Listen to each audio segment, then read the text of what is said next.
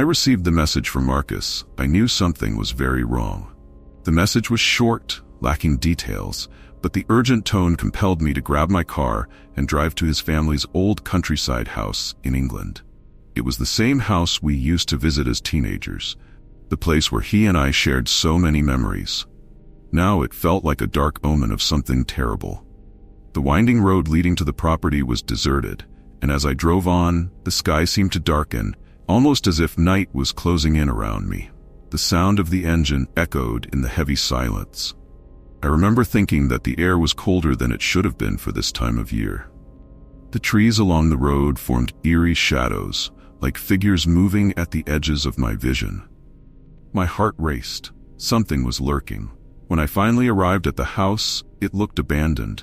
No lights were on, except for the pale moonlight barely illuminating the dirt path. I parked the car and stood still for a moment, hesitating. Everything in me screamed to turn back, to let Marcus handle whatever it was on his own. But I was his friend, and he needed me. At least, that's what I thought. The front door was only ajar.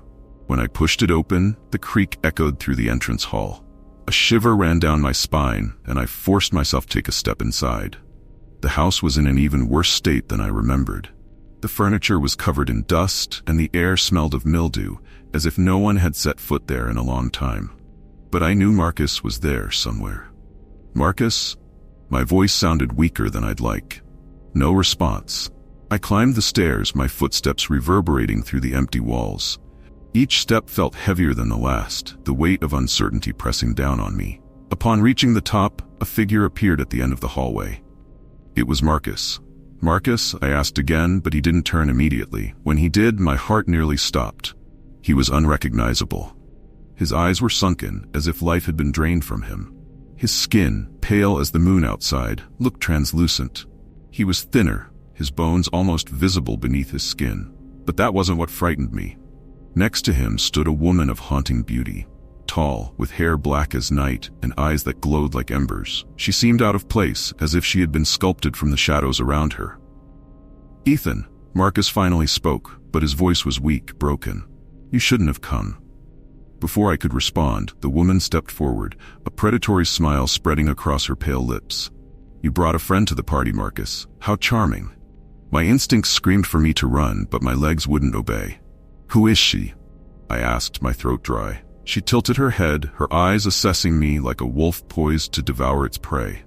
"I am Lilith." Her voice was smooth, but there was something deeply unsettling about it. "And you, Ethan? Well, you're in the wrong place at the wrong time." Before I could react, Marcus stepped forward, his eyes filled with desperation. "Ethan, get out of here now. Run." But it was too late. Lilith moved with a speed that was inhuman, her icy fingers closing around my neck. She lifted me off the ground with a frightening ease, her eyes blazing with hunger. "He's not going anywhere, Marcus. This one. I want." My vision began to blur, the air escaping my lungs as I struggled in vain against her strength. But suddenly, something broke the silence of the night. A howl, long and piercing, like the cry of something wild lurking in the shadows. Lilith let out a grunt and threw me back to the floor as if I were a discarded toy. "He's here," she hissed, her eyes fixed on the window. Before I could collect myself, the wall of the house was obliterated in a shower of debris. A massive figure emerged from the shadows, with sharp claws and wild eyes. The werewolf was monstrous, nearly 2 meters of pure muscle and fur. Its howl echoed through the house, and for the first time Lilith seemed nervous. Without hesitation, the creature attacked. The impact between Lilith and the werewolf was devastating, and the two fell, rolling across the floor in a fury of teeth and claws. I stood frozen in terror, watching as blood flew through the air. Lilith was strong, fast, but the werewolf was a monster, tearing into her flesh with each brutal strike of its sharp claws. "Run, Ethan!" Marcus shouted, his voice filled with panic.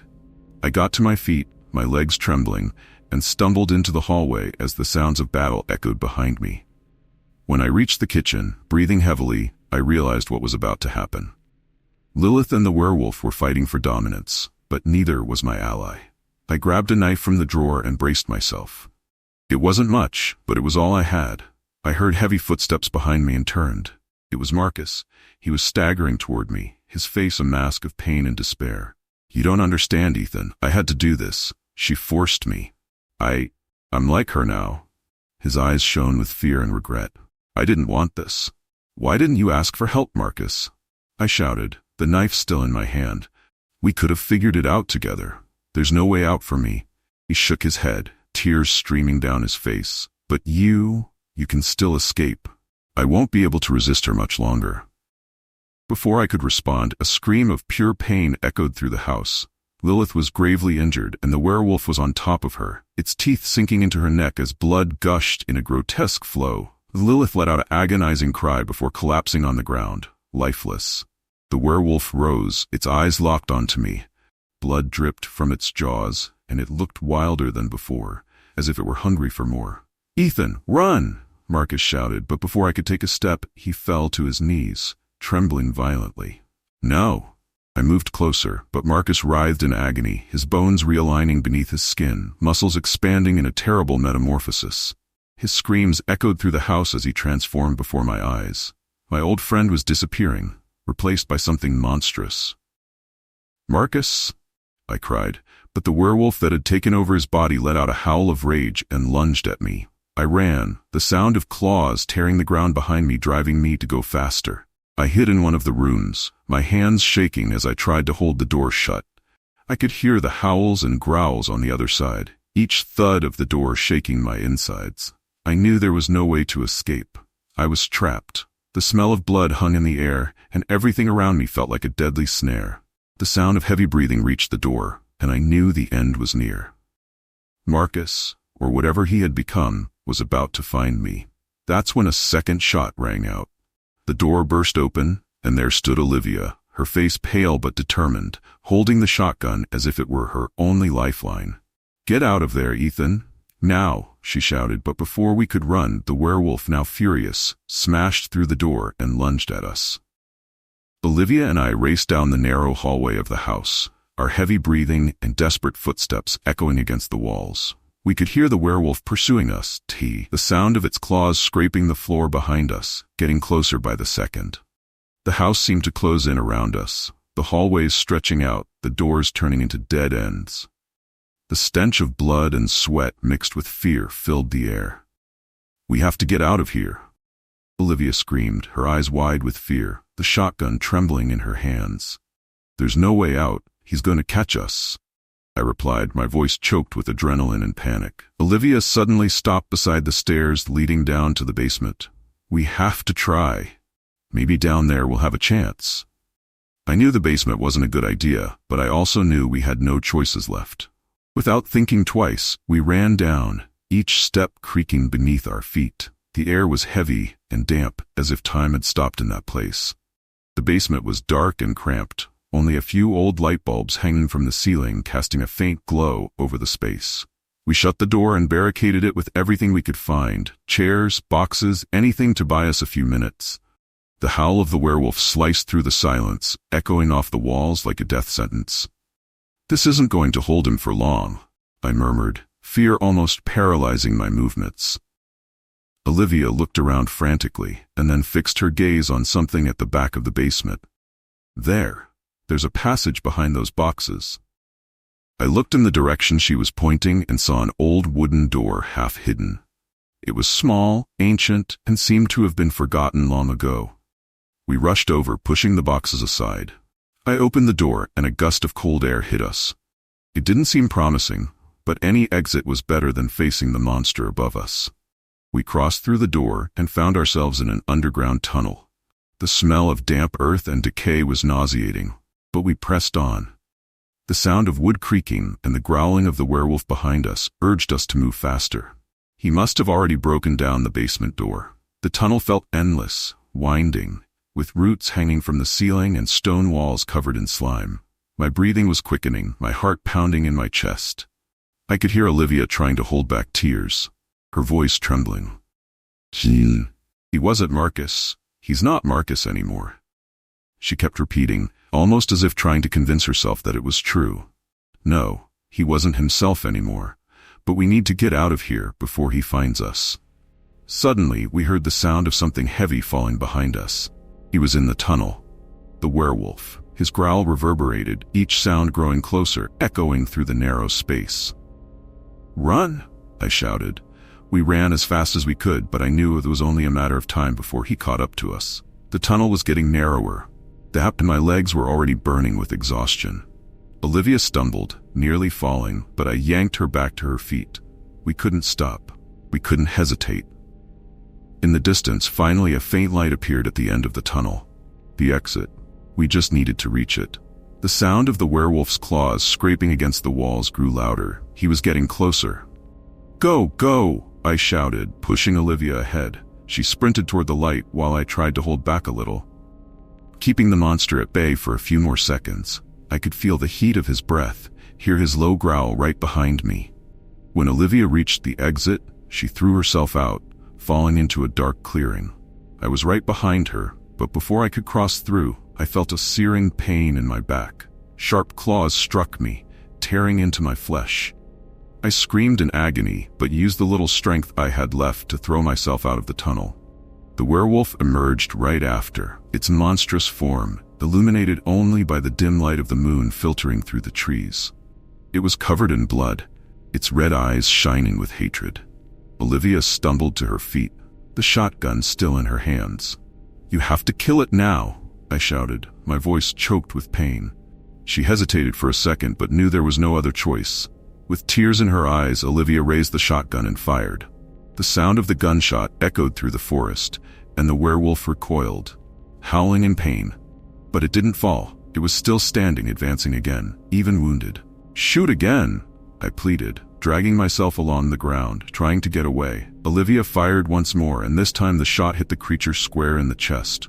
The werewolf let out a deafening scream and finally fell to its knees, its body trembling before collapsing completely. The silence that followed was almost as terrifying as the howls. Marcus's body, or what was left of him, lay before us, motionless. The creature was dead, but the cost was unbearable. Olivia fell to her knees beside me, the shotgun slipping from her hands. "I killed him. I killed Marcus." She sobbed, her face contorted in pain. "He was already dead, Olivia," I said, my voice weak. "He was gone long before this." She looked at me, her eyes filled with tears, but she knew I was right. Marcus, our friend, had disappeared the moment he crossed paths with Lilith, and now nothing we did could change that. The moon shone brightly above us as we sat there, on the forest floor, surrounded by blood and loss.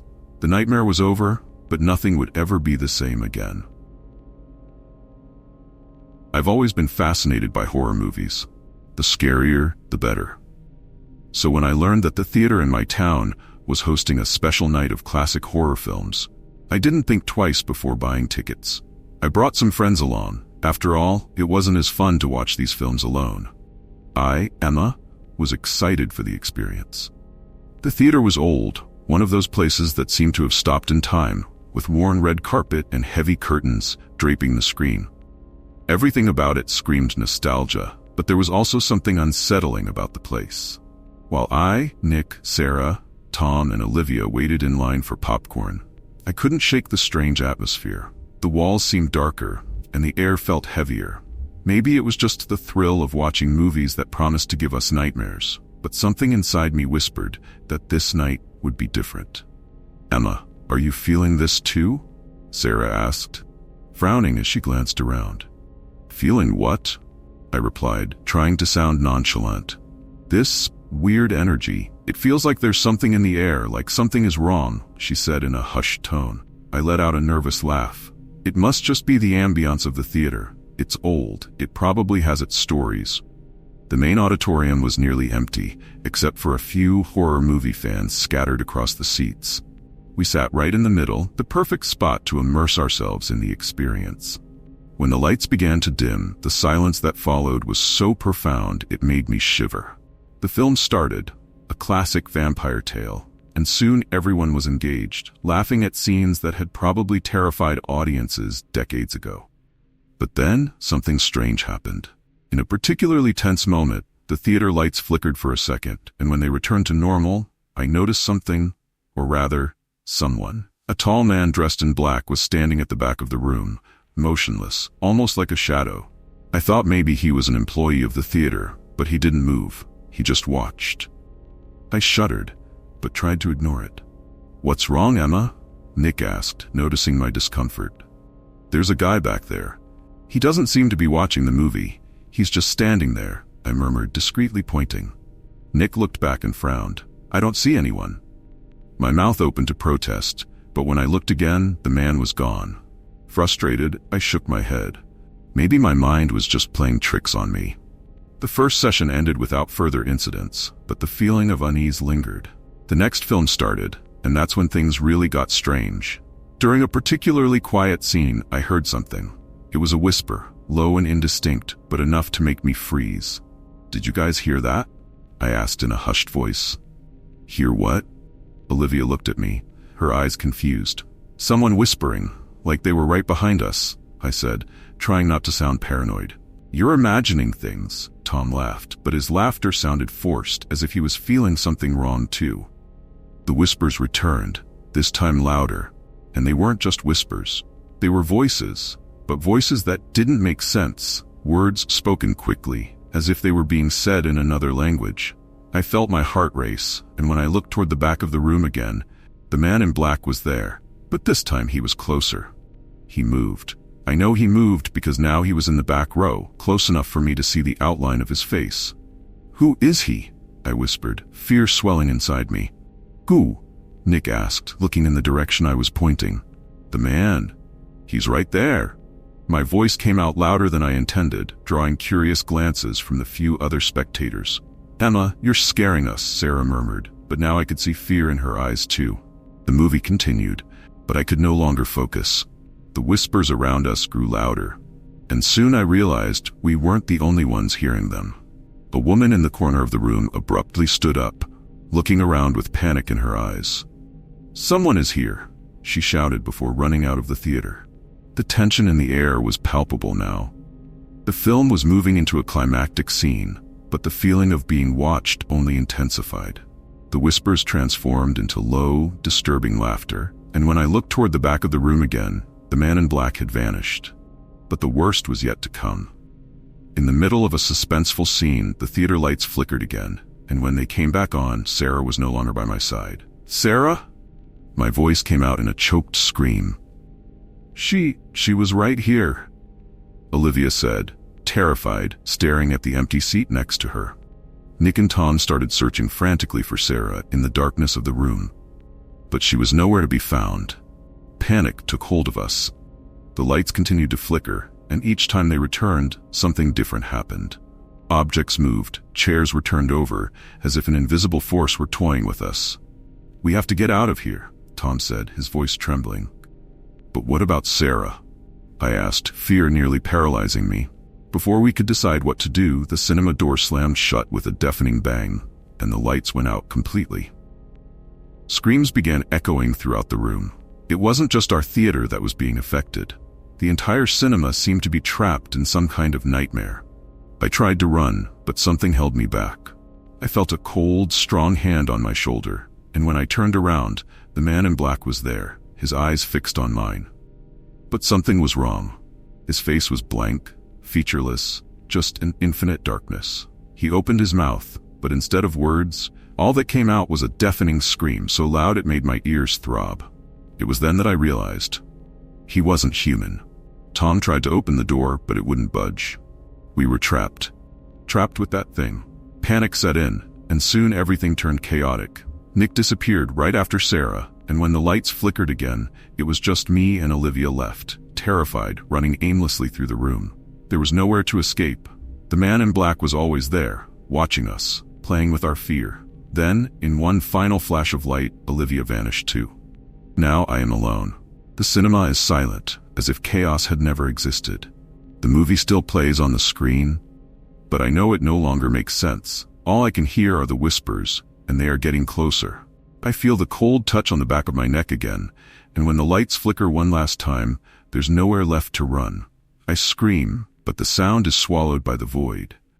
Then silence returns. The cinema, now empty, is just a hollow shell, waiting for the next session.